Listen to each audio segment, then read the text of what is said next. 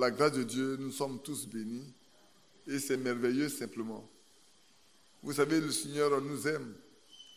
On aurait annoncé un décès quand on était ici le samedi. Dans ma maison, notre sœur Naomi qui était là, si la jeune sœur Sarah n'était pas à la maison, serait morte dans l'escalier. Mais Dieu a fait grâce. À mon arrivée, on a prié, on a compté sur le Seigneur, on a pu la faire hospitaliser. C'est pour ça que Mme Aka n'est pas venue.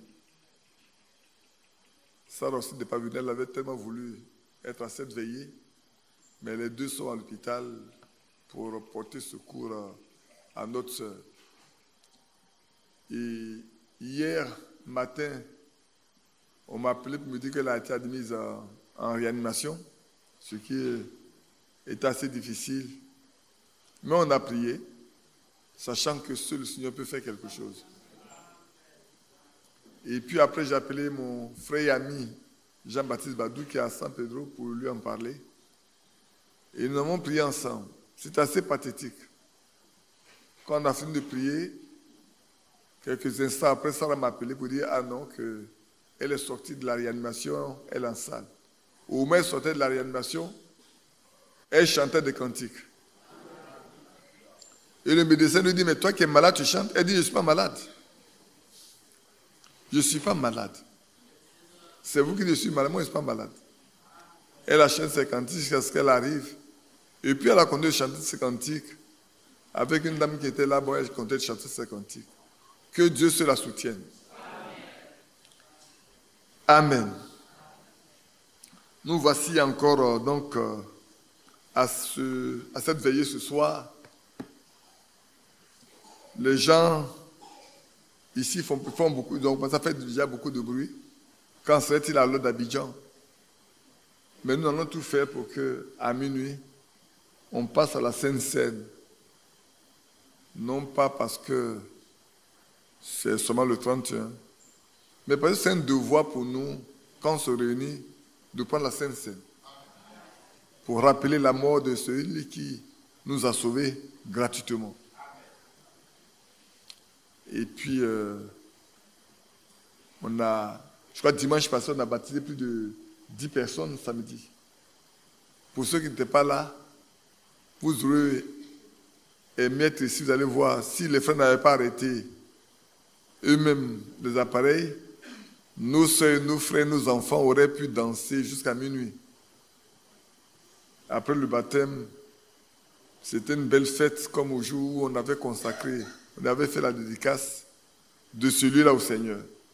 Je regardais, je voyais comme c'était le jour de la dédicace, c'était tellement beau. Je dis Seigneur, merci.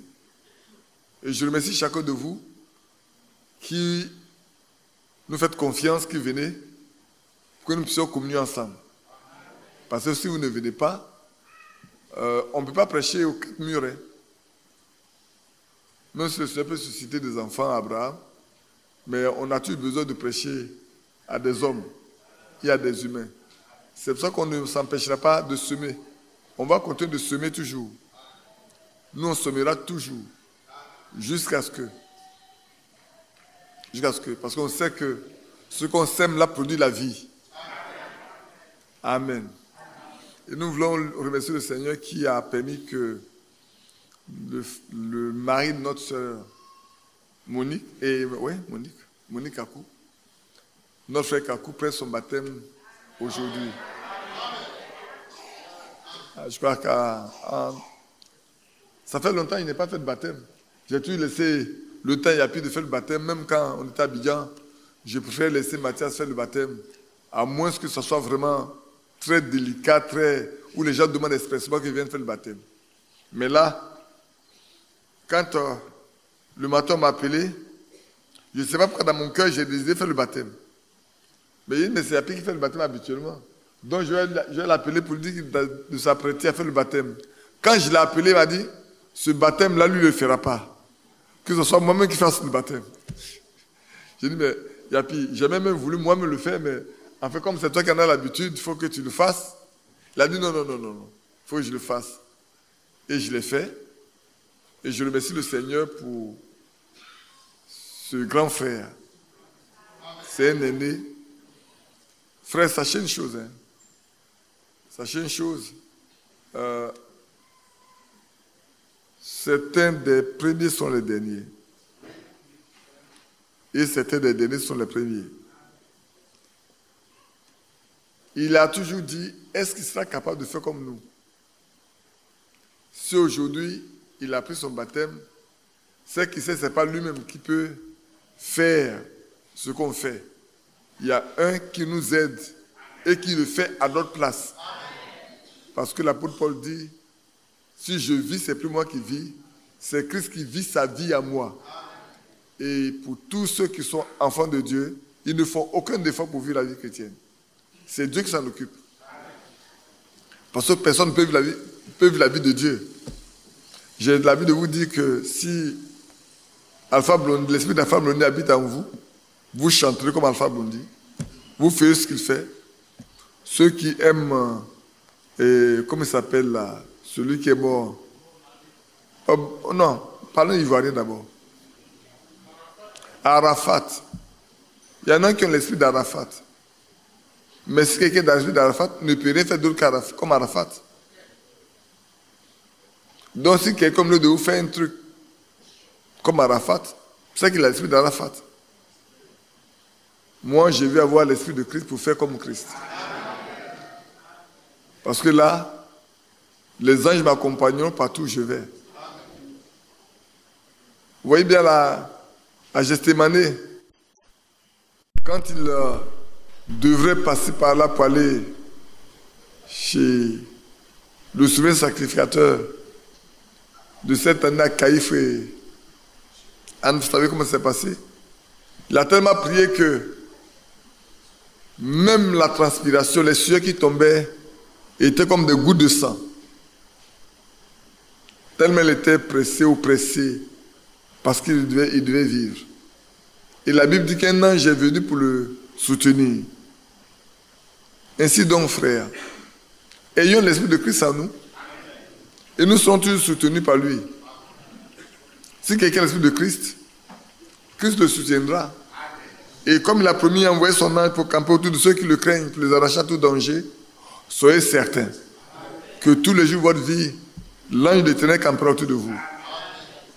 Et c'est merveilleux de savoir que nous qui sommes des humains, sauvés par grâce, bien aimés frères, je ne sais pas comment vous mesurez ça.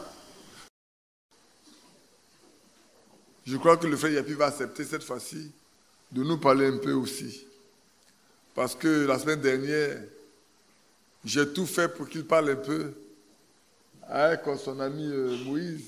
Ils ont dit non. Chaque fois, c'est non. Chaque fois, quand je mets ici, bête ici, je mets ici, bête ici, pour finir, j'ai dû couvrir les 4 jours moi seul. Ben bon, le Seigneur a donné la force pour le faire. Et nous voici réunis ici, encore ce soir, pour sa gloire. Prions. Bien-aimé Père Céleste, nous sommes venus ce soir encore devant ta face, parce qu'il n'y a pas un autre lieu pour nous, où nous pouvons trouver notre plaisir. C'est seulement dans ta présence. Oui, dans ta présence, Seigneur, nous pouvons reconnaître qui nous sommes. Nous pouvons recevoir ce dont nous avons besoin, et nous pouvons partir consolés, grandis, exaucés. Maintenant, nous prions, afin que ton esprit soit présent comme tu as promis. Tu as dit si 2 ou 3 s'accordent pour être ensemble, tu es au milieu d'eux. Seigneur, manifeste ta présence simplement. Notre Dieu. Ce que nous avons fait, nous l'avons fait tout de suite, c'est savoir feuilleter ces passages et les lire. Mais quant à ce qui concerne le contenu, il n'y a que toi seul. Et tu sais, Seigneur, combien de difficultés, combien de problèmes par moment on a pour savoir de quoi parler au cours d'une réunion. Parce que nous ne voulons pas venir donner nos pensées ni nos interprétations. Nous voulons seulement que le Saint-Esprit donne la nourriture parce qu'il connaît mieux que nous les besoins de tes enfants. Et nous croyons que tu as voulu que ce sujet-là soit abordé. Père Céleste, qu'il soit utile pour chacun de nous, que ceux qui sont nouveaux, que les jeunes gens, que les vieilles personnes, ceux qui sont là depuis des années, chacun puisse se retrouver et se réjouir de ce que tu nous parles encore aujourd'hui. Sois remercié, glorifié et relève tous les malades parce que nous sommes dans un cas presque de pandémie, je ne dis même pas de pandémie. Comme je dis la fois dernière que cette maladie qui est venue est une peste et ton serviteur l'a confirmé. On peut dire le nom Covid, mais c'est une peste. C'est pour ça que le psaume 91 est pour nous. Et nous voulons que ce psaume 91 se manifeste purement et simplement dans la vie de chacun de nous, dans nos foyers et dans l'église. Nous allons approcher la Sainte Seine. Père Céleste, quelqu'un pouvait craindre qu'avec cette épidémie, cette peste-là, il va être malade. Non, Seigneur, donne la foi à chacun de nous, afin de rentrer en possession de notre héritage. Parce que tu as promis que, Seigneur, les descendants d'Abraham posséderont la porte de leurs ennemis. Et nous sommes de la postérité d'Abraham par Jésus-Christ. Donne-nous la capacité, donne la puissance de posséder la porte de nos ennemis. Ok, cette peste qui a envahi la terre. Oh notre Dieu. Et puis, on s'est rendu compte qu'une autre maladie, la grippe, d'une autre forme est venue, frappant les pays africains. Mais tu sais toutes choses. Souviens-toi de tes enfants, partout où ils sont. Dans quelque ville qu'ils soient, Seigneur, sois avec eux. Et accorde la victoire et la guérison. Au nom de Jésus-Christ, notre Seigneur. Amen. Amen. Que Dieu vous bénisse. Asseyez-vous. Je vais lire un peu avec vous, parler un peu de Job. Mais je parlerai de Job. Je ne parlerai pas de Job dans ses souffrances. Ou peut-être un peu dans sa patience. Parler un peu de son intégrité. Mais parler un peu plus de quelque chose qu'il n'est jamais abordé. Même je ne pense pas que souvent on a pensé qu'on doit aborder ça ainsi. On va regarder ça ensemble. On va aller lire dans Job 38. Rapidement, prenons Job 38. Pour nous donner un test de base. Je lis le verset 1, le verset 2. Et puis après, on lira dans Romains chapitre 8, le verset 28 également. Et puis on va tirer notre sujet. L'Éternel répondit à Job du milieu de la tempête et dit, « Qui est celui qui obscurcit mes desseins par des discours sans intelligence ?» Et puis dans Romains chapitre 8,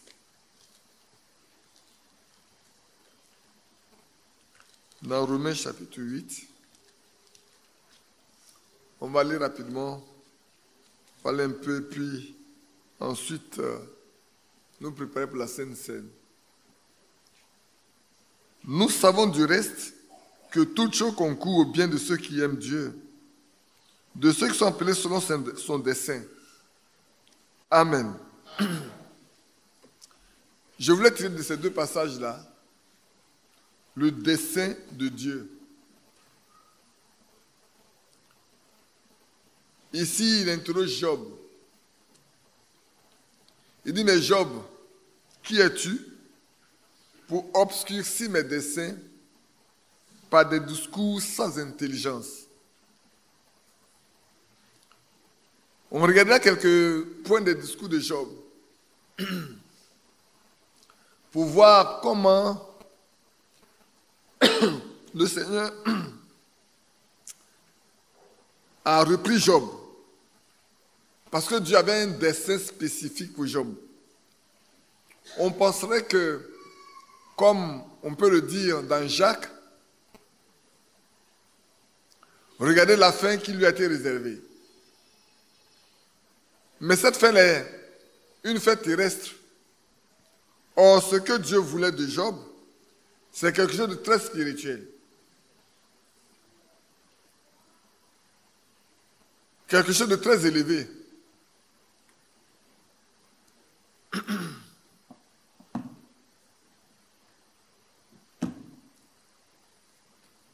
Parce que quand vous regardez le chapitre 1 de Job, vous allez voir bien avec moi, on en a toujours parlé, mais je voulais quand même qu'on regarde ça encore avant de revenir au vrai discours de Job.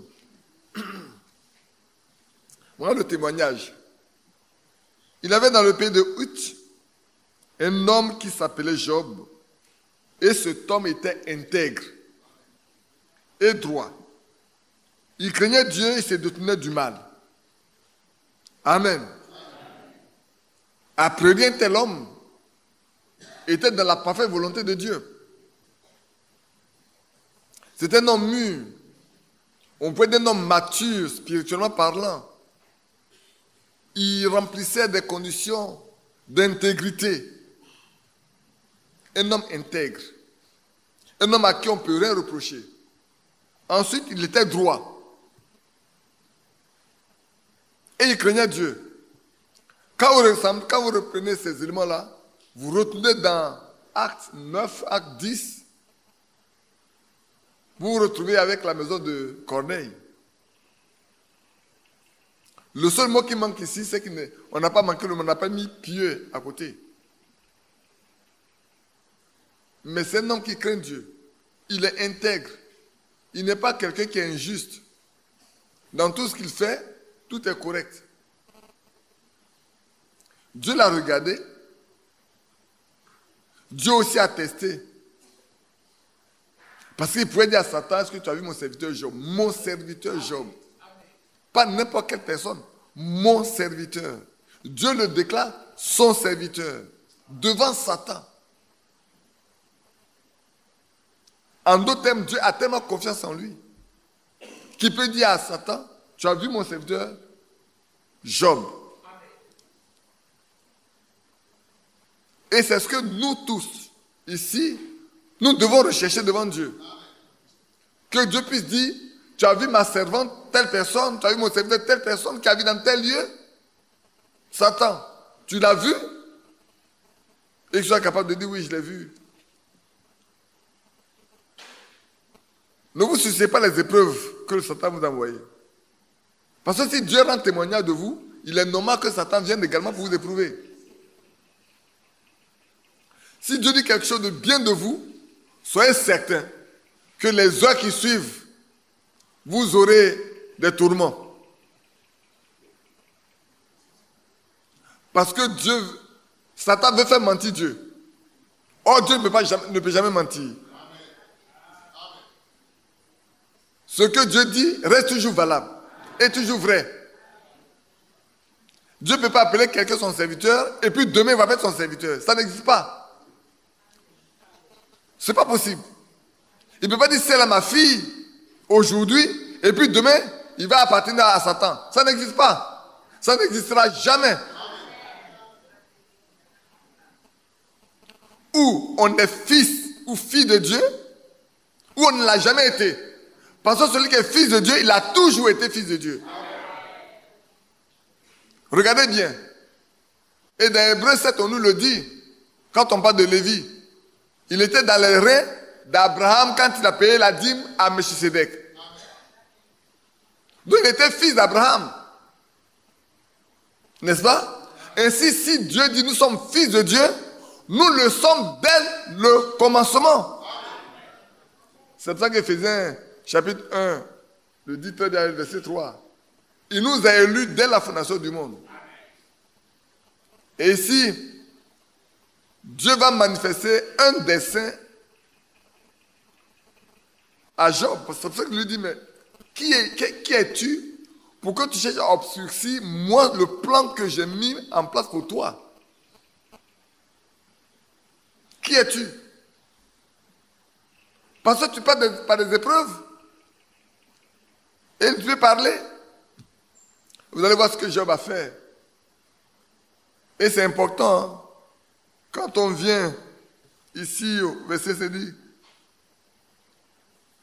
au verset 6, il dit, « Oh, les fils de Dieu vinrent un jour se présenter devant l'Éternel et Satan vint aussi au milieu d'eux. » Satan. Souvent, frère, moi je suis souvent désolé quand dans une église, on dit, Satan, il ne faut pas être présent. Vous ne pouvez pas empêcher Satan d'être ici. Devant le Saint des Saints même, il est là. Devant son propre Créateur, il peut aller. Et assis à une réunion. Et si nous sommes des fils de Dieu, sachez qu'il sera là par les... Mais comment peut-il aller faire son rapport s'il ne vient pas au milieu de vous? Son devoir, c'est d'aller rapporter toujours et puis descendre. Rapporter et puis descendre.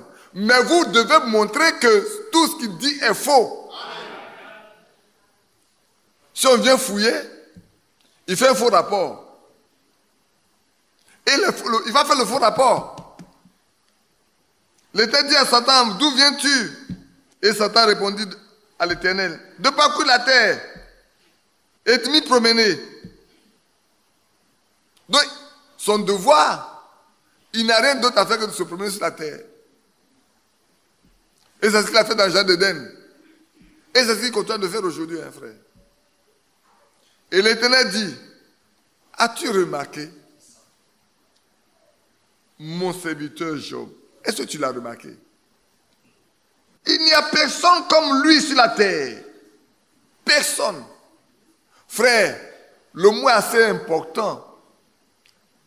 Je ne sais pas combien de personnes habitaient la terre au temps de Job. Vous savez quel est le volume de la population? Je ne connaissais pas. Mais parmi tout ce volume d'hommes, Dieu n'a pas cité 2 ou 3 personnes. Il a cité une seule. Il dit, est-ce que tu as vu mon serviteur Job? Tu l'as remarqué? Quand tu t'es promené là, est-ce que tu as pu jeter un coup d'œil sur cet homme-là?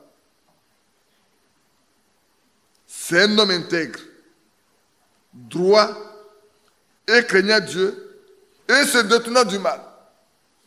Tu ne peux pas trouver le mal dans la main de Job, ni dans sa maison. Quand vous regardez bien la suite, vous allez voir que Job a dû prier pour ses enfants, faire des sacrifices, faire des holocaustes et tout. On n'a pas eu affaire à un sacrificateur. On n'a pas dit Job est parti dans un temple. On n'a pas parlé de l'âge d'alliance. Mais Job savait qu'il faut adorer Dieu. Comme plutôt Abel a eu la révélation qu'il fallait adorer Dieu. Comme Noé a eu la révélation qu'il fallait adorer Dieu. Comme Enoch également. Job a eu la révélation qu'il fallait adorer Dieu. Job savait qu'il faut faire des holocaustes. Job savait qu'il faut faire des sacrifices pour le péché. Et Job ne voulait pas que ses enfants pêchent. Et pour ça, il dit même, est-ce qu'ils n'ont pas péché dans leur fête là, ils n'ont pas mal parlé de Dieu?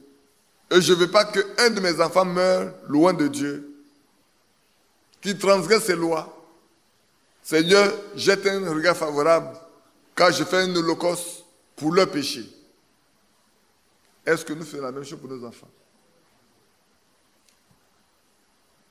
J'aimerais dire, frère, on a reçu nos enfants ici, nos petits-enfants. Il y a beaucoup de détresse. Et j'interpelle chacun de nous pour que nous aidions nos enfants. Ne les jetons pas en pâture. Prenons-les sous nos ailes. Et soucions-nous de leur vie. C'est tellement important de le faire.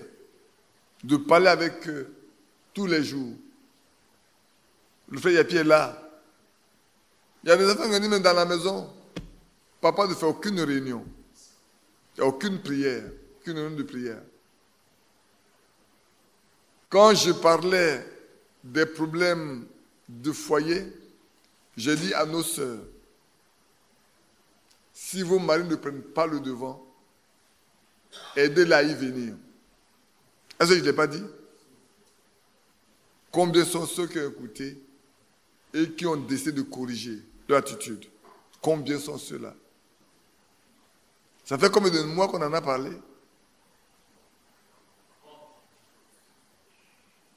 Mais si les choses avaient changé dans le foyer, les enfants n'auraient pas posé des questions là-dessus.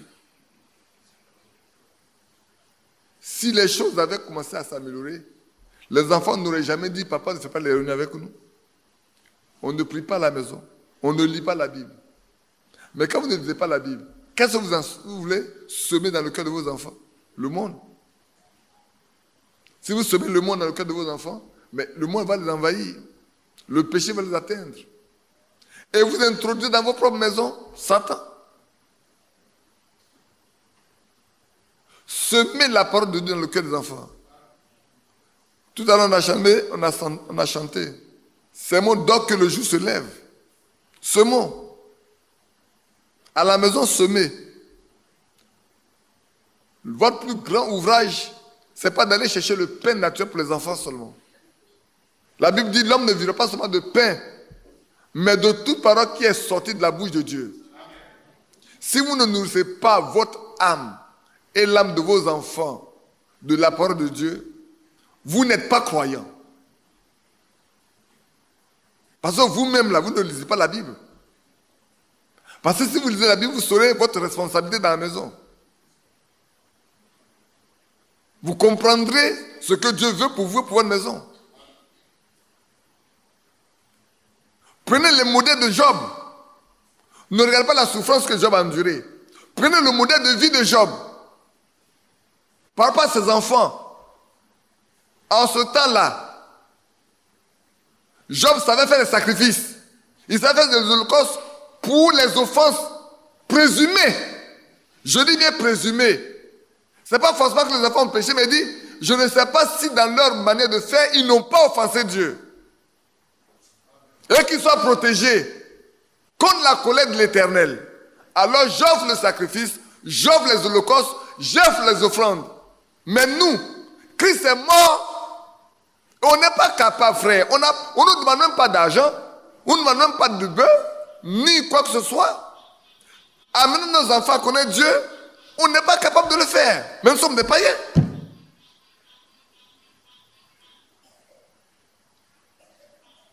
Nous sommes des païens. Notre présence ici ne vaut absolument rien du tout. Si on ne peut pas prier à la maison des enfants, on ne peut pas prier à notre femme. Mais ceux qui viendront de dehors, qu'est-ce qu'ils apprendront de vous? Rien du tout. Frères, faites de vos maisons un lieu de prière.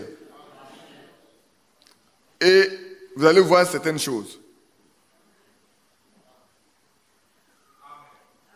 Je vous ai dit une fois, cette fois-ci je le dis plus clairement. La première fois, ma propre mère, elle n'était pas convertie, elle est venue chez moi à la maison, où on l'a logée. Elle n'a pas dormi toute la nuit. Vous savez pourquoi? Qui peut me dire pourquoi? Pas parce qu'elle fait sorcellerie. Mais elle entendait toute la nuit prier dans la maison. Toute la nuit, elle a entendu prier toute la nuit dans la maison. Le matin, qu'elle s'est levée, elle dit, mais, Badi, je ne t'ai pas dormi la nuit. Il dit, qu'est-ce qu'il y a? Il dit, mais toute la nuit, on a prié dans cette maison. Donc, on ne peut pas dormir. Pourtant, moi, à 22 ans, j'avais fini de prier. Et ils allaient me coucher pour me réveiller à 4 heures du matin pour prier. Mais toute la nuit, on a prié. La fois dernière, il y a une soeur qui est venue chez moi pour passer quelques jours pour chercher la face du Seigneur. Sa première nuit n'a pas été facile pour elle. Je vais vous dire ce qui s'est passé. Le matin, quand elle s'est levée, elle dit, frère, mais je n'ai pas dormi cette nuit. Elle dit, mais qu'est-ce que tu as eu? Elle dit, mais toute la nuit, on a prêché dans cette maison. Toute la nuit, on a prêché dans cette maison. Donc, je n'ai pas dormi. J'ai passé mon temps à écouter la prédication. Toute la nuit, on prêchait. Frère, ne laissez pas l'ennemi rentrer dans votre maison.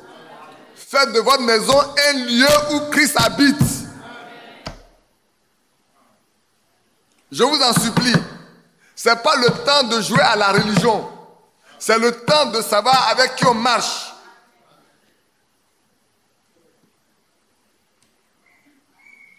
Priez. La Bible dit prions sans cesse. Prions sans relâche. Pourquoi devons-nous prier? Pour échapper à ce qui va arriver sur la terre. Pour que nous ne tombions pas en tentation. Sans la prière, frère, la tentation est devant nous. Et Job, dont on parle, était un homme de prière. Il craint Dieu. Il fuit le mal. Frère, entre Job et nous, qui a beaucoup plus d'aisance pour fuir le mal. Nous, si Christ habite en nous, on ne fait aucun effort. C'est lui qui fait tout pour nous. Au temps de la loi, pendant le temps de la loi, tu vis parce que tu pratiques la loi. N'est-ce pas? Ce que la loi dit, pour que tu vives, il faut pratiquer la loi. Tu ne pratiques pas la loi, tu ne vis pas. La vie de Dieu n'est pas en toi. Regardez Abraham. Abraham a marché avec Dieu. Il a écouté la voix de Dieu. Il a fait ce que Dieu veut. Il a obéi strictement à ce que Dieu a dit. Et nous disons que nous sommes descendants d'Abraham, de la postérité d'Abraham par Jésus-Christ, n'est-ce pas? Frère, nous devons imiter notre père Abraham. C'est pour ça que la fois dernière, je vous ai lu Ésaïe 51. Regardez Abraham, votre père. C'est la leçon de votre mère Sarah.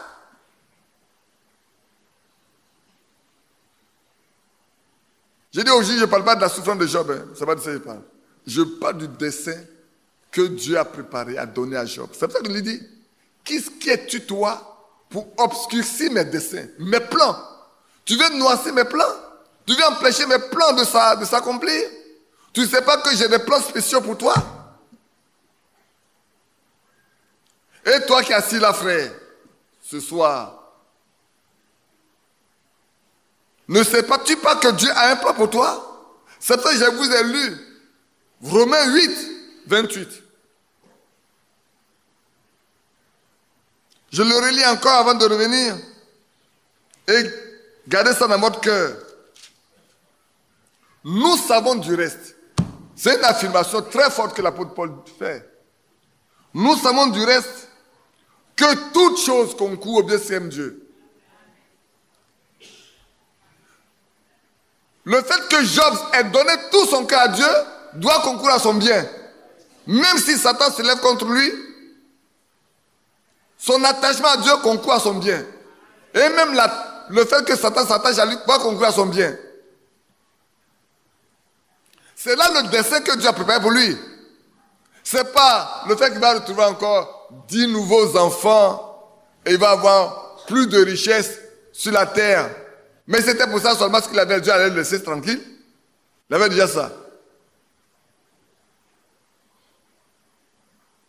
Il avait des amis, il avait des frères, il avait tout le monde. Vous allez voir tout de suite. Mais ce n'est pas ça que Dieu voulait. Frère, ce n'est pas ça que Dieu veut pour nous. Également. Alors, comme je voulais qu'on aille rapidement pour qu'à partir de minuit, on prenne la Sainte Seine. Laissez-moi lire avec vous Job, prenez Job 29, si je ne me trompe pas, si j'ai bien noté, regardez Job 29, je vais vous voir une chose. Et quand on lit ce passage-là, frère, mettez-vous à la place de Job. Que chacun de nous se mette dans ce qu'on lit là. On va lire maintenant là, à la place de Job. Pour voir si nous aussi, nous faisons ce que Job a dit. Si nous devons retrouver ces hommes-là, frères, à la table, aux noces, si notre vie n'a pas été comme les leurs, nous ne nous attendons pas à arriver là-bas. Voilà ce que Job dit. Job prit de nouveau la parole, je ne lirai pas tout, c'est très long. Le 29 et le 30, c'est très long. Je prenais quelques passages dedans. Oh, que ne puis-je être comme au mois du passé, comme au jour où Dieu me gardait, quand sa lampe brillait sur ma tête et que sa lumière me guidait dans les ténèbres. Que ne suis-je comme au jour de ma vigueur où Dieu veillait en ami sur ma tente. Quand le Tout-Puissant était encore avec moi et que mes enfants m'entouraient. Maintenant, regardez la suite. Quand mes pieds baignaient dans la crème et que le rocher répandait près de moi les ruisseaux d'huile, si je sortais pour aller à la porte de la ville, et si je me faisais préparer un siège dans la place, les jeunes gens se retiraient à mon approche. Les vieillards se levaient et se tenaient debout. Les princes arrêtaient leur discours et mettaient la main sur leur bouche. La voix des chefs se taisait et les langues s'attachaient à leur palais. L'oreille qui m'attendait me disait « heureux ». L'œil qui me voyait me rendait témoignage. Car je sauvais le pauvre qui implorait du secours. Et l'orphelin qui manquait d'appui. La bénédiction du malheureux venait sur moi. Je remplissais de joie le cœur de la veuve. Est-ce que nous aussi, nous sauvions les pauvres? Il dit, car je sauvais le pauvre qui implorait le secours. Aujourd'hui, si on a un pauvre qui implore le secours, est-ce que nous sommes disposés à le sauver ou à le laisser mourir? Ou lui faire tort? Examinons-nous nous-mêmes. Et l'orphelin qui manque d'appui, il peut trouver un appui auprès de nous? Est-ce que nous remplissons de cœur la veuve? Nous remplissons de joie le cœur de la veuve? Ou nous disons, débrouille-toi. Je me revêtais de la justice et je lui servais de vêtements. J'étais l'œil de l'aveugle. J'étais le père des misérables. J'examinais la cause de l'inconnu. Je brisais la mâchoire de l'injustice et j'arrachais de ses dents la proie. Alors je disais, je mourrai dans mon nid, mes jours seront abondants comme le sable. Or, quand Job faisait ça pour lui, c'était que sur la terre, là, il soit bien. Jusqu'à ce que le temps où il parte.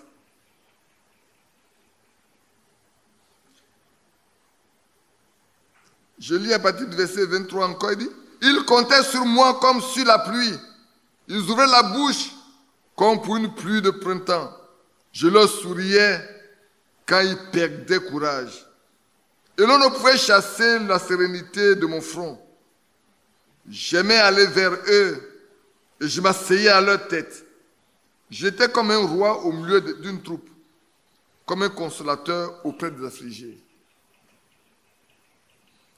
Chrétien d'aujourd'hui, qui es-tu par rapport à Job? Chrétien d'aujourd'hui, qui es-tu par rapport à Job? Voilà ce qu'on a lu.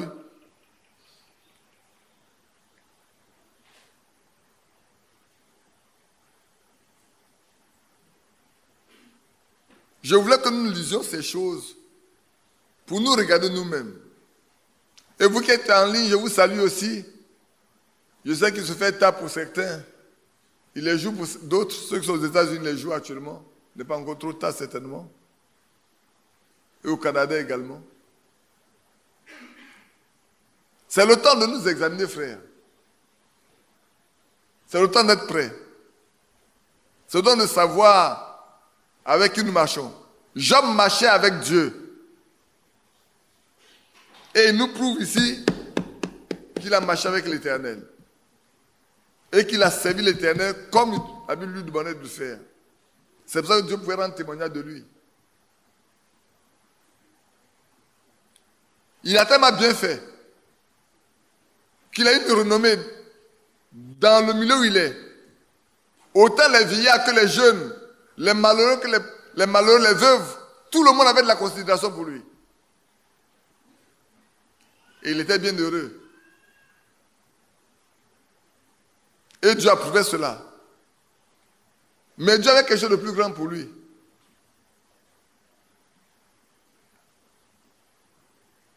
Ici-bas, il était très content, bien connu. Quand il passe, il vous a dit, quand il approche là, on lui prépare une place. Les jeunes gens se lèvent. Même les vieillards, même les chefs. Même les chefs, quand ils parlent, quand on le voit, ceux qui parlent se taisent. Leur langue se colle à leur palais.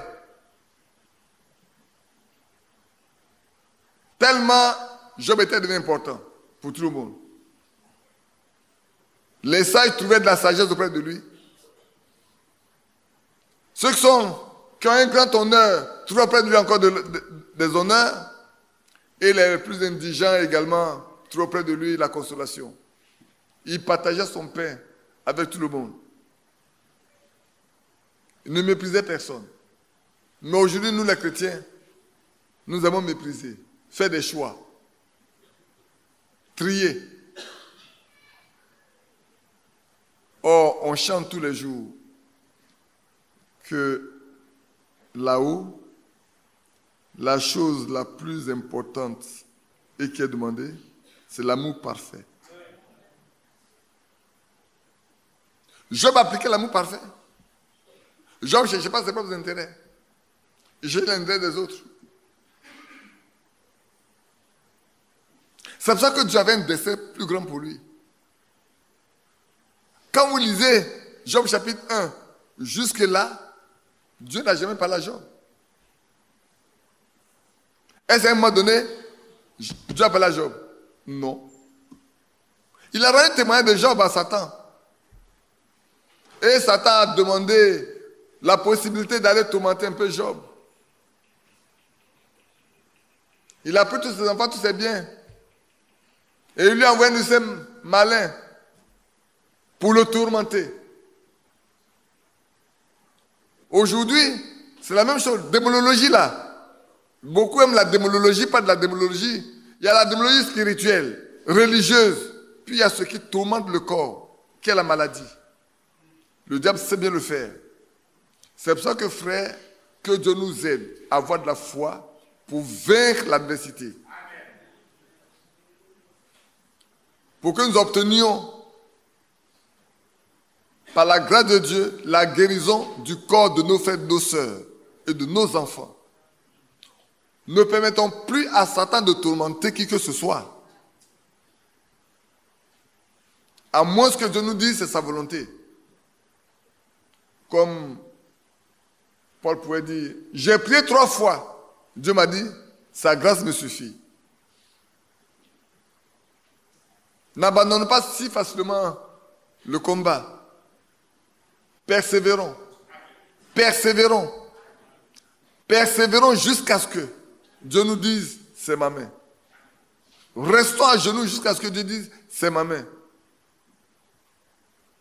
C'est le temps où on doit manifester la foi qu'il nous a donnée. Frère, les œuvres expriment la foi que nous avons. C'est ce que l'on a apprécié et c'est vrai. Jacques l'a dit. Nos œuvres prouvent quel type de foi nous avons, quelle est la teneur de la foi que nous avons. Et c'est vrai. Moi, je me souviens une année où on m'a recommandé ici à Abidjan une sœur qui était très malade en France. On l'a fait venir spécialement ici à Abidjan. Vous comprenez pour elle.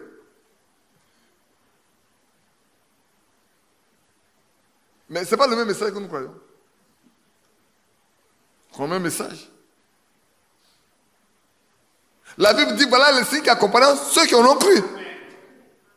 Si tu crois, ces signes doivent t'accompagner. C'est la Bible qui le dit. Marc, on dit la même chose. Si tu dis une chose et que tu crois que cela arrive, tu dois le voir s'accomplir. Tu dois le voir s'accomplir. C'est pour les croyants.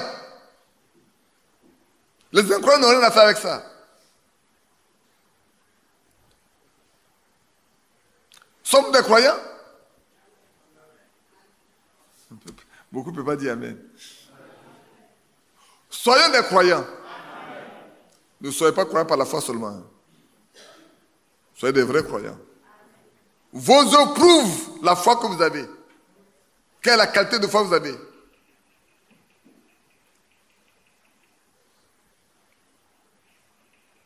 Pour aller un peu plus vite, J'ai encore beaucoup d'autres points, mais allons un peu plus vite ici avec Job. Alors, quand Dieu a dit à Job, qu'est-ce qu'il est pour qu'il cherche à mettre des obstacles dans l'accomplissement de ses desseins? Ça, Job, il a posé la question, non? On peut lire un peu quelques passages dedans, quelques points, et puis on va sauter. Après, on continuera après la Sainte Seine.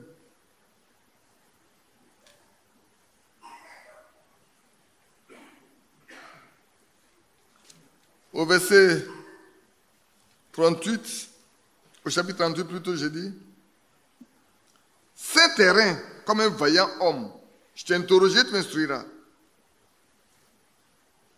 Ah oui?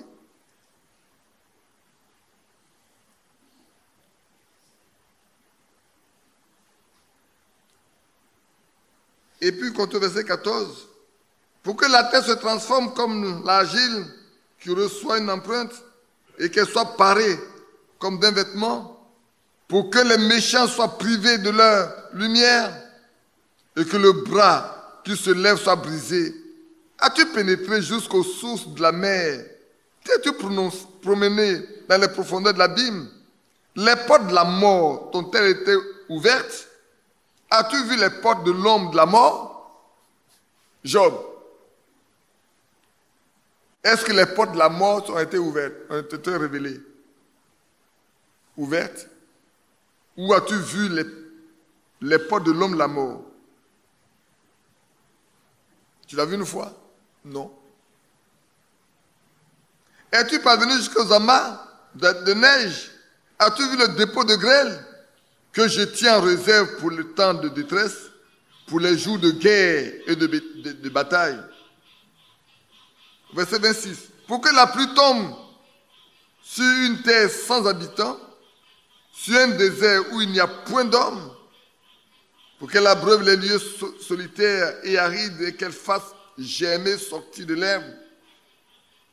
La pluie a-t-elle un père qui fait naître les gouttes de la rosée, du sein de qui sort la glace et qui enfante le frimas du ciel? Verset 32. Fais-tu paraître en leur temps les signes du zodiaque, Job? Est-ce que toi, tu peux faire paraître en leur temps les signes du zodiaque? Tu l'as fait une fois, Job? Oh, c'est quelle belle leçon. Ici, Dieu met vraiment à nu la stupidité de l'homme. Pas seulement de Job, hein, de tout homme. Les gens pensent qu'ils sont sages. Vous savez, il y a un pasteur d'une certaine religion qui se plaint que aujourd'hui, les chefs d'État, les nations prennent des lois pour autoriser ou soumettre tout le monde entier à l'homosexualité et à cette vie bizarre, à cette vie où l'homme peut se déclarer femme, où la femme peut se déclarer homme, sans même avoir besoin d'aller faire de la chirurgie. Et ça, la Suisse a pris une loi ces semaines-là. Et il se plaint que pourquoi est-ce qu'on veut faire ça? J'ai dit, mais il ne connaît pas la Bible.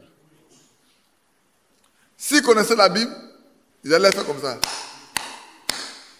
Gloire à Dieu, gloire à Dieu, gloire à Dieu. Qui est d'accord avec ce que j'ai fait? C'est gloire à Dieu. Notre rédemption approche. Qu'il continue pour que bientôt nos enfants n'aillent pas à l'école. Qu'il continue pour qu'on n'ait plus accès au marché. Qu'il continue pour qu'on n'ait plus accès à l'achat de voitures. Qu'il continue pour qu'on soit indépendant. Notre indépendance, c'est par rapport à tous leurs lois. Parce que nous sommes des grands rebelles. nous serons des grands rebelles. Ce n'est pas pour les autres, hein. C'est contre vous. Toutes ces lois qui sont prises là, ce n'est pas pour les autres, c'est contre vous. C'est pour vous dire, apprêtez-vous. Parce que bientôt, vous serez persécutés. Mais le Seigneur nous a prévenu que quand nous verrons ces choses-là arriver, c'est qu'il a la porte. Le temps de Noé, le temps de Lot. Il refuse que le temps de Lot arrive. Mais si le temps de Lot n'arrive pas, c'est que l'enlèvement sera proche. Ça va proche. Si le temps de Noé n'arrive pas, c'est que l'enlèvement ne sera pas proche, ne sera pas encore proche. Or, nous pensons que les 2000 ans qui sont donnés sont finis. Nous le pensons. Peut-être que Dieu nous donne encore quelques années à vivre. On ne sait pas combien ça sera. Mais c'est le temps où tout croyant doit être prêt. Sachant que sa rédemption est proche. Ces événements nous montrent simplement, frère, que notre rédemption est proche.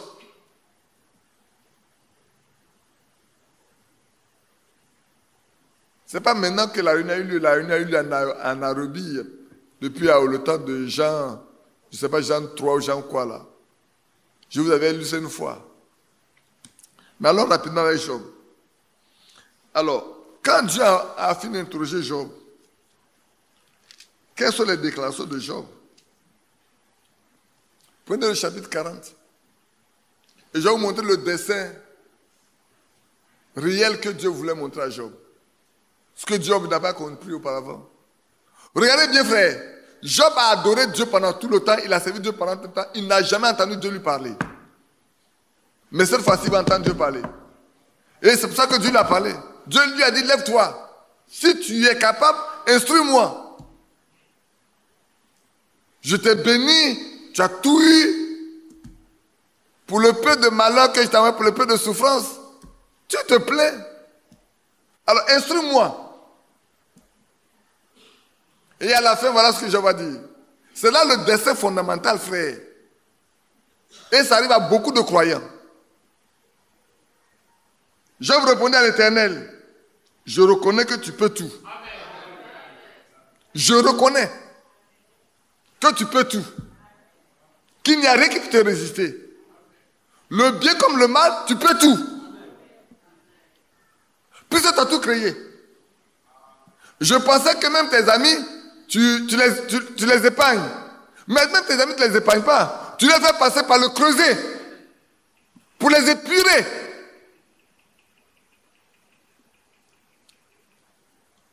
Quelqu'un va me dire, mais est-ce que nous sommes amis? Oui, nous sommes amis de Jésus. N'a-t-il pas dit à ses disciples, vous n'êtes plus mes disciples, vous êtes mes amis. Mais encore plus, nous sommes ses frères. Et un frère qui aime, il corrige, il châtie, il redresse. Tu peux tout. Et rien ne s'oppose à tes pensées. Rien. Frère, sachez-le, rien ne peut s'opposer à la pensée de Dieu. Dieu voulait que Job le connaisse vraiment maintenant. Dans toute sa capacité. Dans tout ce qu'il peut faire. Pour que désormais, quand il va commencer à parler, il ne va pas dire, j'ai ouï dire, on m'a raconté que. Non. Dieu ne veut pas que Job fasse des choses parce qu'il a pensé. Avant, regardez bien, Job faisait des sacrifices. Il pensait que ses enfants ont pu offenser Dieu. Monsieur Abou, vous voulez du café? On ne sommes pas à une veillée de café. Hein. C'est quand ils font les veillées funèbres qu'on donne le café à boire. Quel est celui qui a la folie d'obscurcir mes desseins? Oui, j'ai parlé sans les comprendre. Hein? Voilà l'homme qui a craint Dieu. L'homme qui est intègre. Il dit, j'ai pensé, j'ai parlé sans les comprendre. Des merveilles qui me dépassent et que je ne conçois pas. écoute, je parlerai, je t'interrogerai et tu m'instruiras. Et puis il va répondre, mon oreille avait, là où je voulais vous envoyer, frère, mon oreille avait entendu parler de toi. On m'a parlé de toi. On m'attend parler de toi, Seigneur. On m'attend parler de toi. J'ai décidé de te suivre, espérant te voir un jour, car on m'attend parler de toi. Vous avez dit quoi? Espérant te voir un jour. Job aussi avait entendu parler de lui. Mais il n'espérait pas. Mais Dieu qui l'aimait a voulu que Job le voie. Parce que celui qui voit Dieu, il ne marche plus de la même manière. Hein? Il ne vit plus de la même façon. Il change tout. Tout change chez lui. Il ne peut pas tolérer les choses légères dans sa vie. Tout est au sérieux. Il regarde tout à travers la parole de Dieu. Qu'est-ce que Dieu a déclaré? Mon oreille avait entendu parler de toi. Mais maintenant, mon œil t'a vu. Je t'ai vu. Je t'ai vu dans tes œuvres. C'est pourquoi je me condamne et je me répands. Frère, souvenez-vous de Ésaïe. Quand il est rentré dans le temple et qu'il a vu les séraphins qui criaient Saint, Saint, Saint l'Éternel des armées. Le prophète Ésaïe. Mais quand il a vu, il a dit, mais moi je suis perdu. Mes lèvres sont impures. Et je vis au milieu d'un peuple qui est impur. Et moi j'ai vu le roi. C'est la même position que Job avait quand le Seigneur lui a parlé. Les desseins de Dieu pour Job, c'était que Job le connaisse. C'est que Dieu entende sa voix. Frère, il est important que Dieu vous parle. Priez pour que Dieu vous parle. Beaucoup ont désiré voir Dieu. Et le jour où ils ont vu le Seigneur, ils n'ont plus fait autre chose que de l'aimer. Oui, quand tu vois Dieu là, tu ne peux que l'aimer. Frère, même pour mourir, tu n'as pas de problème. Posez la question à Paul. Paul dit, ma vie ne vaut rien. La mort m'est un gain. Je voulais en parler plus tard. C'est pourquoi je me condamne et je me répands. Sur la poussière, sur la cendre. Oui. Le dessein que Dieu avait pour Job, ce n'était pas qu'il devienne riche. Il va un jour mourir pour laisser la richesse. Mais Job a déjà confessé que, quelle que soit la situation, son Rédempteur est vivant. Ce n'est pas les yeux de quelqu'un d'autre qui le verra. Lui-même ce jour-là, il le verra lui-même. Parce qu'il s'élèvera le dernier. Et il verra son Rédempteur. Job avait parlé, mais il ne savait pas qui est son Rédempteur. Mais là, à la fin de son discours, son Rédempteur lui a montré ce qu'il est et qui il est. Ce n'est pas quelqu'un avec qui on discute. Non, on ne discute pas avec Dieu. On marche avec lui. Quand il parle, on obéit. Il ne demande pas notre avis. Hein.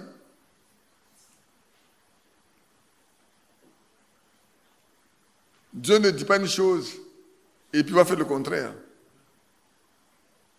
Vous vous souvenez bien quand frère Franck parle de ce d'esprit, ils ne m'écouteront pas. Ils ont tout applaudi. Va, ils t'écouteront. Parce que le temps viendra où ils auront faim. Ils vont écouter. Mais combien sont ceux qui malheureusement écoutent aujourd'hui ce que Dieu a dit? Comme il est écrit dans Isaïe 53. Qui a cru à ce que vous avez été annoncé? Qui a reconnu le bras de l'Éternel? Qui? Ici,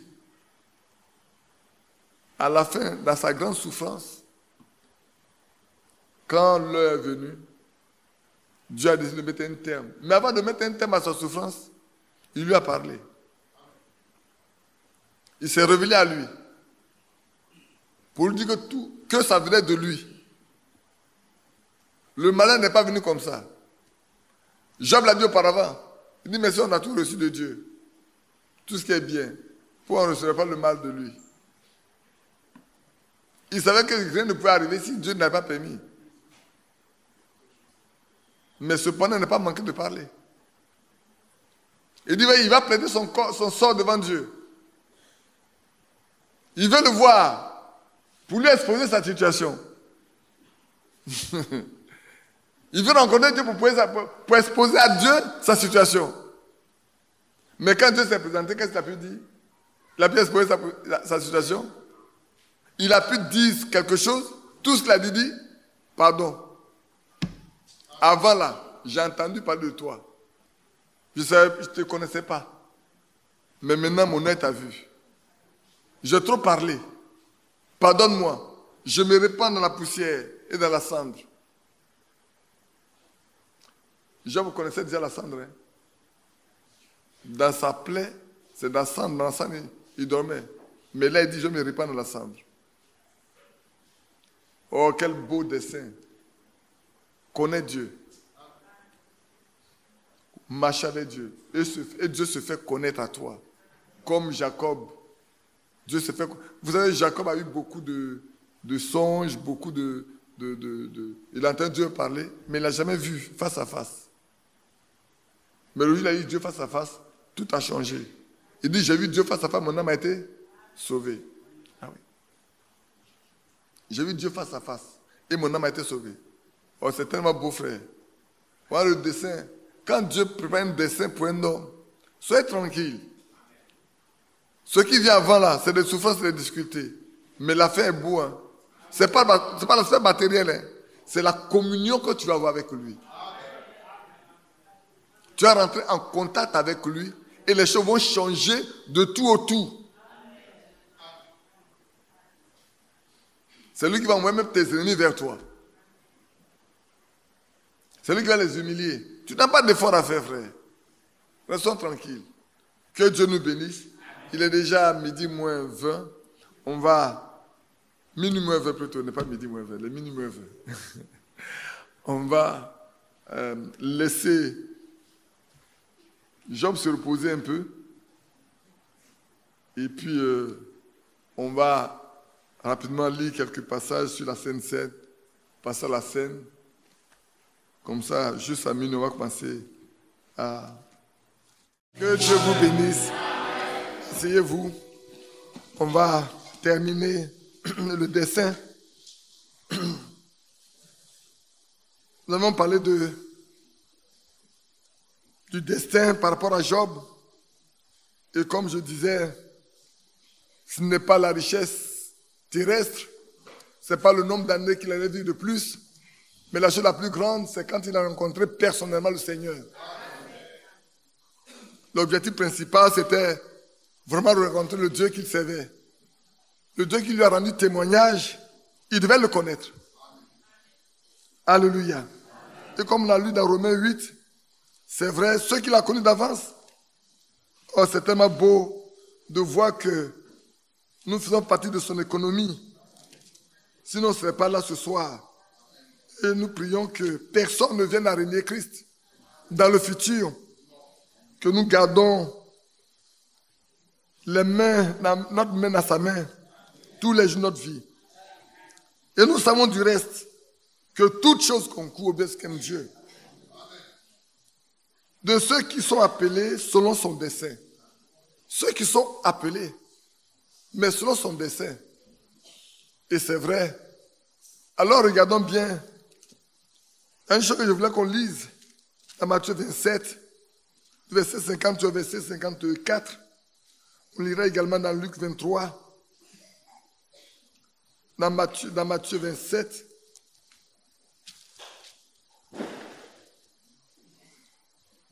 Verset 57, 51. Et voici le voile du temple se déchira en deux, depuis le haut jusqu'en bas. La terre trembla, les rochers se fendirent, les sépulcres s'ouvrirent, et plusieurs corps des saints qui étaient morts ressuscitèrent. Étant sortis des ténèbres, des sépulcres plutôt, après la résurrection de Jésus, ils entrèrent dans la ville sainte. Il apparut à un grand nombre de personnes. Le centenier et ceux qui étaient avec lui pour garder Jésus,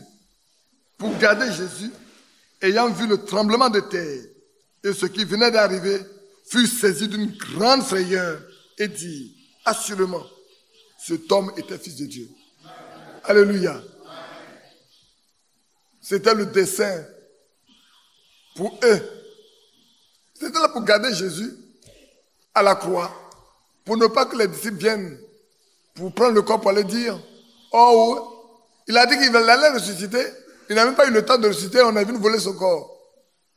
Mais là, la grande surprise, c'est que le soleil a refusé ce jour-là de briller.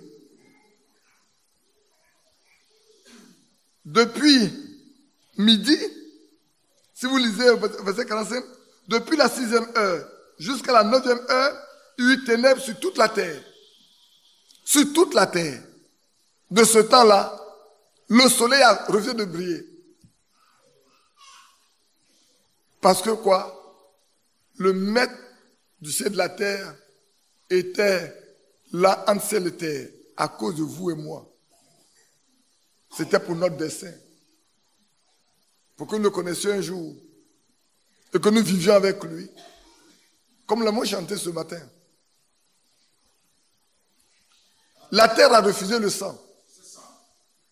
Même la terre ne voulait pas de ce sang. Souvenez-vous que quand il avait versé le sang d'Abel sur la terre, oui, c'est vrai, beaucoup de prophètes ont été tués. Le sang a été versé. Et on mettait le comble en versant le sang du Fils de Dieu. La terre a dit non. Ce sang, il ne peut pas l'accepter. La terre est entrée dans une secousse effroyable. Mais c'était pour le bien de ceux qui dormaient. La Bible dit, la terre trembla et les rochers se fendirent. Et le corps de plusieurs saints qui dormaient dans la terre ressuscitèrent. Si ce jour-là n'a pas eu lieu, ils continuaient de dormir. C'était à leur dessein. Le dessein pour eux, ce jour-là de sortir. De voir Jérusalem qu'ils n'avaient pas vu auparavant. Je vois Abraham, je vois Isaac, je vois Joseph, je vois les David. Ces hommes en train de fouler de leurs pieds la rue de Jérusalem. La Bible dit que plusieurs personnes les ont vus. C'est tellement merveilleux. Quel beau dessein. Pour ceux qui ont lutté contre les lions. Vous savez bien combien de fois Daniel était dans la force au lion. Pour ceux qui ont lutté contre le feu, comme Meshach, Shadrach, Abednego. C'est vrai. Alléluia. C'était un beau dessein. Ils étaient appelés. Ce jour-là, Nebuchadnezzar pensait qu'ils pouvaient mettre fin à leur vie. Mais c'était un dessein. C'était pour qu'ils puissent reconnaître qui est Dieu. Il a appris à la Bible d'adorer beaucoup de dieux, mais cette fois-là, il devait rencontrer le seul vrai Dieu. Et alors, ce que les autres ne voyaient pas, lui seul l'a vu. Ce jour-là, quand Meshach Shadrach était dans la fenêtre ardente, il a pris la question, on a dit, mais c'est pas 3 personnes que nous avons jeté dedans? On a dit si. Il dit, mais moi je vois 4 personnes. Les autres ne voyaient pas, mais lui, il les voyait. C'était pour qu'ils connaissent le vrai Dieu. Les gens pouvaient le tromper. Ils disaient, ces gens-là, c'est des trompeurs, ce sont des étrangers qui sont venus. Tu les as élevés et ils n'adorent pas ton Dieu. Mais oui, parce qu'ils avaient le meilleur Dieu, le plus grand Dieu. Ils ne peuvent pas adorer notre Dieu. Et vous également ne pouvez pas adorer un autre Dieu. Il n'y a pas de partage. Ils lui ont dit, Si nous délivre, qui ne délivre pas de la main, notre Dieu là, qui ne délivre pas, nous on ne peut pas adorer un autre que lui. Si nous devons mourir pour lui, nous sommes prêts à mourir. Mais c'est un dessein, un beau dessein pour eux. Parce que jusqu'alors, ils l'ont servi, mais ils ne l'ont jamais rencontré. Ils l'ont adoré sans l'avoir vu. Mais ce jour-là, ils sont leurs compagnons. Dans un lieu difficile. Mais pour eux, c'était vraiment... Je ne sais pas s'il y avait le climatiseur là-bas ce jour-là. Il n'y avait rien de plus grand que ça. Le feu n'avait pas de pouvoir sur l'homme. Ils ont expérimenté, le feu n'a pas de pouvoir sur l'homme. En prévision de toutes les persécutions qui allaient avoir lieu après ça. Vous vous souvenez des gens qu'on a brûlés. On a brûlé Jean, on a tout fait, on a mis dans une barrique d'huile bouillante. Mais rien n'a eu sur lui. Alors on dit, mais cet homme-là, il a ensorcelé l'huile. Jetons-le sur l'île de Patmos. Mais c'était aussi son dessein. Pour que là, il voie celui qu'il a connu comme le plus doux, ce Dieu le connaît comme l'homme le plus terrible. Regardez comme ils l'ont vu dans après chapitre 1. Ses cheveux, ses yeux, ses dents, la ceinture, ses pieds. Il n'a pas reconnu. Mais quand il entend sa voix, il est tombé comme mort. Alléluia. Il dit, je suis le premier et le dernier. L'alpha et l'oméga. Celui qui était et qui vient. Alléluia. Jean savait que c'est lui le maître de toute l'humanité. C'était un beau dessein. Quel est le vôtre? Quel est le vôtre? Le centenier a vu pour lui. Il dit, ah, c'est vrai, c'est le Fils de Dieu. Il confesse maintenant que c'est le Fils de Dieu. Avant, il ne pouvait pas croire que c'est le Fils de Dieu.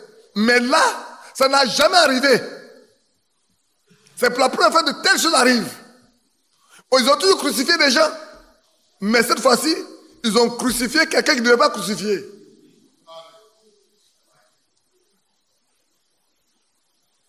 Mais vous pensez que ça a changé quelque chose pour ceux qui devaient se perdre? Non du tout. Parce qu'après la résurrection, ils ont dû payer les soldats pour qu'ils aient raconté un mensonge. Frères, sœurs, c'est une grâce que nous avons de croire. Il n'est pas donné à tout le monde. Hein. C'est une grâce. C'est pour ça que nous ne devons pas nous priver de ça. Nous devons rester accrochés à ça. Je voulais terminer en vous donnant un autre. L'intendant de la reine d'Éthiopie. Là aussi, il y avait un beau dessin. On peut le lire dans Acte 8. Vous allez voir de quoi il est question. Dans Acte chapitre 8, il y a de très belles leçons là à apprendre. Avec le verset 26. Frères, il y en a qui ont des privilèges. Hein. Avec Dieu, il y a beaucoup de privilèges.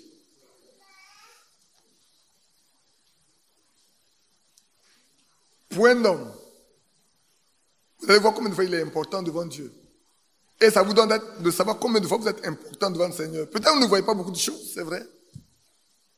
Mais sachez que chaque fois que Dieu permet à quelqu'un d'approcher la parole, c'est vraiment un privilège. Il n'est pas donné à tout le monde. Au verset 26, il est écrit, un ange du Seigneur s'adressant à Philippe, lui dit, lève-toi et va du côté du midi, sur le chemin qui descend de Jérusalem à Gaza, celui qui est désert. Il se leva et partit, et voici un Éthiopien. Ce n'est pas un juif, on dit un Éthiopien. Peut-être un Éthiopien juif, mais un adorateur. Un eunuque, ministre de Candace, reine d'Éthiopie, et surintendant de tous ses trésors, venu à Jérusalem pour adorer. Regardez bien. Frères, sœurs, levez votre tête. voilà un homme qui chaque année venait à Jérusalem pour adorer au temps de la Pentecôte. Et il est venu comme habituellement. Il a adoré. Et il part. Mais là, c'est pour ça que frère, si vous revenez dans Jean 4 avec moi, vous comprendrez mieux ce que je vous dis. Venez dans Jean 4. On va lire juste Jean 4 avant de repartir.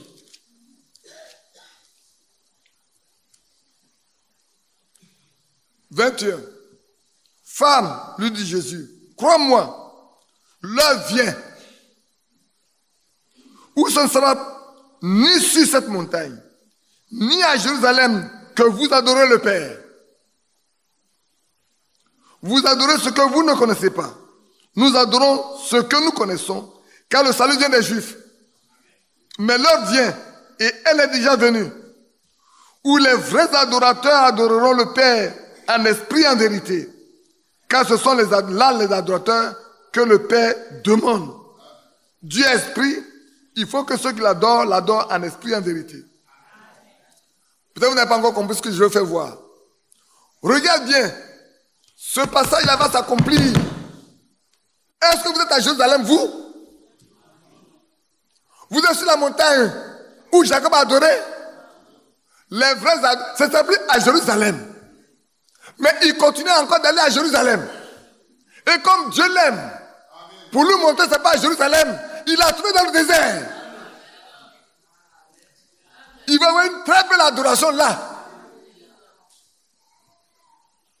Il avait le livre avec lui, qu'il lisait.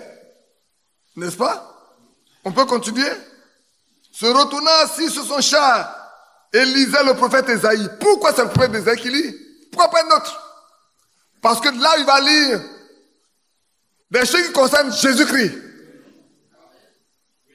Pour son salut. L'Esprit dit à Philippe, avance et approche-toi de ce char.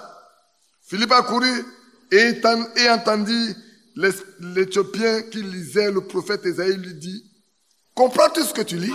Alléluia. Est-ce que toi tu comprends ce que tu lis? Frère, écoutez, hein. Écoutez-moi bien. Ce n'est pas le fait de lire. Le fait de lire, c'est bien. En lisant, il faut comprendre. Si tu ne comprends pas, tu lis en vain. Il a toujours certainement lu, en allant, lu, en venant, lu, en allant, lu, en venant. Les pharisiens ont dû lui expliquer, il n'a jamais rien compris. Les sadducéens ont dû lui expliquer, il n'a jamais rien compris. Les docteurs de la loi ont toujours expliqué, il n'a rien compris. Mais ce jour-là, par la présence du Saint-Esprit, en un homme, les gens vont dire clair pour lui. Parce que c'est l'Esprit qui vivifie. La parole esprit vie. Quel beau dessein. Dieu l'a destiné au salut. Il répondit, comment le pourrais-je si quelqu'un ne me guide pas? Il invita Philippe à monter et à s'asseoir avec lui. Le passage de l'écriture qu'il lisait était celui-ci. Il a été amené comme une brebis à la boucherie et comme un agneau muet devant celui qui le tond. Il n'a pas ouvert la bouche. Dans son illumination, son jugement a été élevé et sa postérité qui la dépeindra, car sa vie a été retranchée de la terre. L'eunuque dit à Philippe, je te prie, de qui le prophète parle-t-il ainsi? Est-ce de lui-même ou de quelqu'un d'autre? Alors Philippe, ouvrant la bouche et commençant par ce passage, lui annonça la bonne nouvelle de Jésus. Alléluia. Frère, il est parti à Jérusalem, là où se trouve le temple, là où se trouve l'arche de l'alliance, mais il n'a pas rencontré Dieu là-bas. Le salut n'a pas été trouvé là-bas. Et il partait à vide. Dieu ne voulait pas qu'il retourne à vide. Et il a envoyé Philippe. Il a désigné un de ses serviteurs spécialement pour un. Parce que lui aussi fait partie de la descendance d'Abraham. de ceux qui seraient bénis à la postérité d'Abraham, qui est Jésus-Christ. Quel beau dessein. Frère, sachez que c'est la même chose pour vous. Le jour où vous avez rencontré ce message, c'était comme le jour où cet homme a rencontré Philippe dans le désert. Considérez ça comme ça. Ce jour-là, le salut a été, comme Jésus pouvait dire à Zachée, aujourd'hui, le salut est rentré dans cette maison. Parce que celui-là aussi est un fils d'Abraham. On pouvait accuser Zachée de tout. Qu'on peut vous accuser de tout, mais sachez une chose. Si Dieu est venu jusqu'à vous, sachez que vos péchés n'ont plus de sens. Il a tout ôté. Il a tout pardonné. Et vos iniquités ont été expiées. Désormais, vous faites partie des gens de la maison de Dieu. Et c'est là le destin. C'est pour ça que ceux qu'il a connus d'avance, il les a destinés semblables à Christ. Est-ce que vous n'êtes pas connus d'avance? Sinon, vous ne serez jamais ici. On ne serait pas ici ce soir. Ce matin plutôt. Ceux qui sont là, qui ne sont pas connus d'avance, s'en iront. Je n'ai rien à vous cacher. Ceux qui sont là, qui ne sont pas dedans, vont sortir d'eux-mêmes. Ils s'en iront. Mais pour ceux qui sont dedans, ils y resteront, quelles que soient les circonstances. À Jérusalem, pourquoi n'a-t-il pas trouvé Dieu à Jérusalem? Parce que le voile a été déchiré. La sacrificature terrestre est finie. Mais les gens qui étaient aveugles continuaient avec la sacrificature terrestre. Dieu ne voulant pas qu'il reste dans la sacrificature terrestre, l'a amené dans la sacrificature céleste, en amenant Philippe vers lui, pour lui dire, ce Jésus qu'ils ont crucifié, c'est de lui qu'il est question. Et l'eunuque dit à Philippe, je te prie. Alors Philippe le dit, comme ils continuaient leur chemin, ils rencontraient de l'eau. Et l'eunuque dit, voici de l'eau. Qu'est-ce qui empêche que je sois baptisé? Alléluia. Qu'est-ce qui empêche? Dis, mais si tu crois. Dis, mais je crois qu'il est le Fils de Dieu. La foi lui a été donnée. Le salut lui a accordé. Tout le temps il a adoré là-bas, il n'a rien eu. Mais là, quelques instants seulement dans la présence de Dieu. Parce que qui a envoyé Philippe? C'est l'Esprit de Dieu qui a envoyé Philippe. Ce n'est pas un homme. C'est pour ça que frère, prions pour que les hommes ne nous conduisent pas. Que Dieu se nous conduise. Que Dieu envoie ceux qui l'appartiennent pour nous conduire. Pour qu'ils nous parlent. Alors, nous allons comprendre ce que Dieu veut. Mais quand les hommes parleront, ça n'a aucun sens. Ils vont beau parler. Ils peuvent aller à l'école pour apprendre. Même aller, aujourd'hui, on a des centres oratoires pour apprendre à parler. Mais ça ne produit rien du tout. C'est de la cacophonie. Mais quand un homme est rempli de l'Esprit de Dieu qui parle, cela touche nos cœurs. Cela nous amène à nous à réfléchir sur nous-mêmes. Que Dieu vous bénisse. Et ainsi, on peut encore continuer sur d'autres personnes comme Gédéon. Gédéon pouvait dire, mais Alain, mais si Dieu est avec nous, où sont les miracles dont on nous a parlé? Tous les prodiges dont on nous a parlé, où sont ça? Il dit, va avec la force que tu as. Frère, pourquoi c'est Gédéon? C'est un dessein. Son dessein, c'est qu'il devait devenir le juge en ce temps-là. Les Mandianis les ont tellement fatigués que Dieu voulait les délivrer. Mais c'est leur faute à eux. Frère, aussi longtemps nous allons abandonner Dieu, il nous abandonnera. Si vous abandonnez Dieu, il vous aura abandonné. Alors restez attachés à lui. Le moyen, c'est la connaissance de sa parole. Ne vous attachez pas à un homme. L'homme est mortel. Mais celle-là, elle n'est jamais passée. Hein. Elle n'est jamais passée. Même quand elle est noir sur blanc, comme des lettres, elle n'est jamais passée. Paul vient encore. Pierre vient encore. Moïse vit-il encore? Non, mais lui, il existe. Priez que Dieu vous donne son esprit pour comprendre ce qu'il y a dedans. Et tout sera fait pour vous. Qu'il vous bénisse. Que 2022 soit une année de grande bénédiction du Seigneur. De conversion dans nos maisons. De paix dans nos maisons. Dans vos travaux. Que l'Esprit de Dieu vous couronne. Quand nous nous retrouverons en décembre 2022, que nous disions, Seigneur, tu nous as remplis de ton esprit en 2022.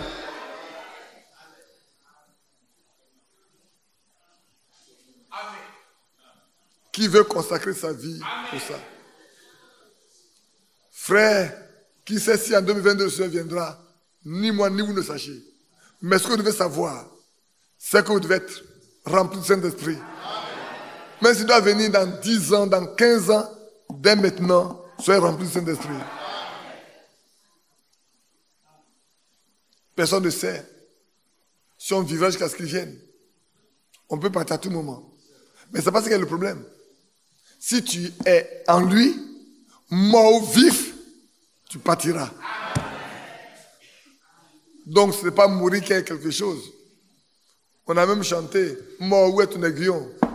Où est ta victoire? Depuis que Christ a vaincu la tombe et la mort, mais mort n'a plus de pouvoir sur les croyants.